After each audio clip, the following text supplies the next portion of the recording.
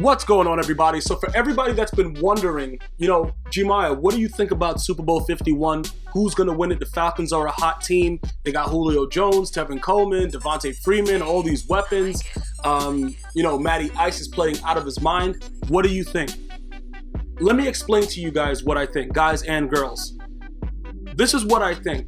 I think that Roger Goodell is going to do everything in his power to make sure that the Patriots don't win the Super Bowl, but I don't think it'll be enough. And the reason I'm going to say this is simply because I have no reason to bet against Bill Belichick. You see, look, this is the only time the Patriots will lose a Super Bowl, if the New York Giants are there. And the reason that I say that is because the one thing that the Giants had for both Super Bowls that they won was a great front four. Now, Vic Beasley's a man. He's a dog. You know what I'm saying? As they say in New Orleans, he's a dog. But the D-line, it's going to be a lot of pressure on them to consistently get to Tom Brady. And I think they will get to him sometimes, but I don't think that it'll be enough. And we all know that Tom Brady's going to get the ball out of his hands very, very quickly. Sometimes they're going to run, different formations and different plays that gives him a little bit more time to go deep downfield.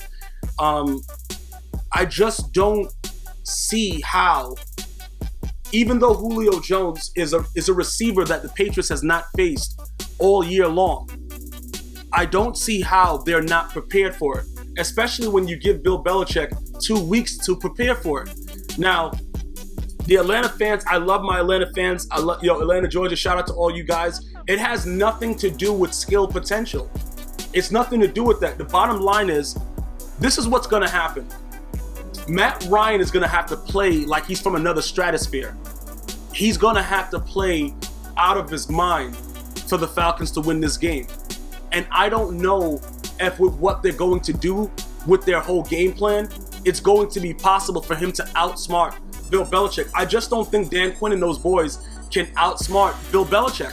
And that's what I'm betting on. It has nothing to do with the actual teams. And people that know football know what I'm talking about. Sometimes the teams playing, what's on paper and what's going to be on it doesn't matter. It matters with the brains and how you scheme. And when you go based on scheme, how do you bet against Bill Belichick? I remember when the Super Bowl first opened, all that talk about the number one scoring defense with the Atlanta Falcons, all this stuff, they're going to do this, they're going to do that. And Vegas opened up giving, favoring the Patriots by 3. All they're betting on is Bill Belichick. It's not even Tom Brady. They're betting on Bill Belichick. Now, getting back to Roger Goodell, because recently Tom Brady's dad said something that I know Tom Brady wanted to say, but just didn't say. He basically said what I said 2 years ago. It was an outright witch hunt on Tom Brady and the Patriots because they got away with the bounty gate and all these gates that they couldn't really do anything with. And they just had to find, I think the owners conspired with Roger Goodell to hurt the Patriots because, again, let me bring it up again, since everybody doesn't understand what's going on. Even if Tom Brady did whatever he did, the penalty was not a 4-game suspension. It was a fine. But if you want to suspend him for 4 games, because you're judge and jury, as Roger Goodell is, why are you taking a 1st-round pick and a 4th-round pick?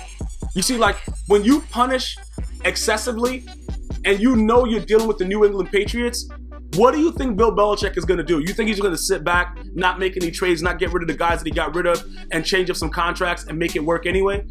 You're dealing with a guy that had to fail to succeed. Remember when he was a head coach in Cleveland? Wasn't doing too well, huh? You go through it. All these coaches, Pete Carroll, his first run, wasn't too good, huh?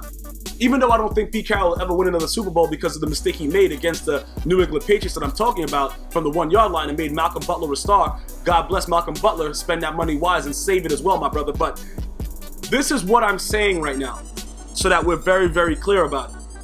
The Atlanta Falcons on paper should be able to beat the New England Patriots. But when you involve coaching, because remember, this is not a video game. It's not like we're betting, Madden NFL football or something like that. We're not betting like that. We're betting based on the fact that Bill Belichick had 2 weeks to prepare for this Atlanta Falcons team that is so high-flying and so prolific. And you really think that Julio Jones is going to run amok? Even though Matty Ice shares the field. He shares the ball. Those other guys and, the running backs, you're not going to beat Bill Belichick with what you want to do. He's going to force you to do things that you don't want to do. And as we all know, when you have to change up what you do, it changes the game atmosphere. It makes everything different. And this is why, if you're a betting person, you have to be very, very careful how you bet here. Because the safe bet is the Patriots. And keep in mind, it's not like anyone ever really dominated the Patriots. When the Giants won those games, they were close games. Remember that. It's not like anyone really dominated the Patriots because they always prepare very well. It's the mere fact that you have a mad scientist in Bill Belichick that's going to make sure that the team is ready. You're not going to see guys on a boat in Miami hanging out with Trey Songz and Justin Bieber. You're not going to see that. And the focus is there. And not only that, this will be the funniest moment in Super Bowl history because Roger Goodell, even though he's a dictator, whatever he is, and he will be that because they signed that, the players agreement, this will take a very, very hard hit on his legacy of whatever he has or his image or however you want to call it. Because it's just like that great American story where you doubt that one guy and that same guy comes back and you have to give him something. And in this case, it'll be the Lombardi Trophy, which will be handed from Roger Goodell to Tom Brady, Robert Kraft, Bill Belichick. And it becomes a situation where it's like, did you really need to do all those things? Did you really need to go that far with the courts and do all that stuff over deflated balls when you look at the way Tom Brady has played? Listen, even without deflated balls, he's played better. And when you look at all the investigation and all the things that they've been talking about, if you listen to Undisputed and Skip Bayless and Shannon Sharp, and I listened to some of the other things that I really didn't know about as far as investigation-wise, and you think about it with the lower end of the football, that's how he likes his inflated, and Aaron Rodgers likes his to the higher end of regulation.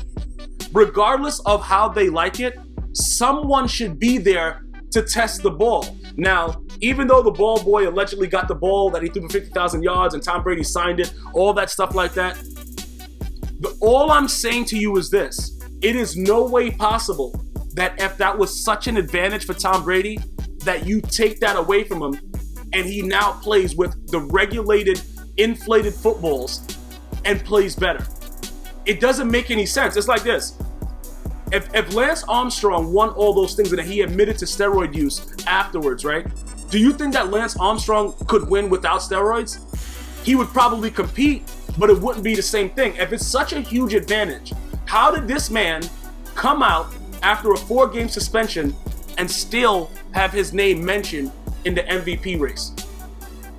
How does that make sense? I don't think anybody can logically say that the advantage was so great. A lot of athletes do a lot of different things. Look at the gloves the receivers wear. Is that cheating? They got stickum on them, basically. You know what I'm saying? Like, it's a lot of different things that people do. Pine tar in baseball. If you get caught, obviously you're F. Some guys just come out with it right on their arm and they don't even care. You know what I'm saying? I don't know what's up with that, but that's neither here nor there. All I'm saying about this is that I'm taking the New England Patriots to win the game, and I'm not looking at rosters. I'm betting on Bill Belichick. I respect the Falcons. I think they had an unbelievable year. I wouldn't be shocked if they did win. But not only am I telling you guys that I'm taking the New England Patriots, I'm also betting them also. I'm putting money on them. So if we lose, we all lose together, bro. If you win as a Falcon fan, we win together. But we're going based on different things. I go based on a logic that I create in my mind. And this is the logic when you look at it right now.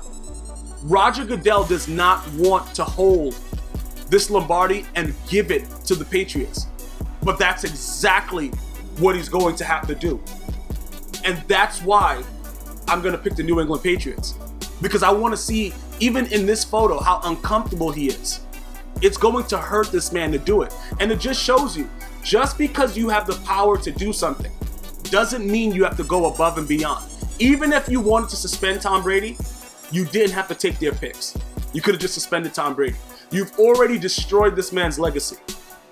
You didn't have to take draft picks. And even with all that stuff that you and the other owners wanted done, after the Indianapolis Colts cried wolf, where are the Colts now? And where are the Patriots?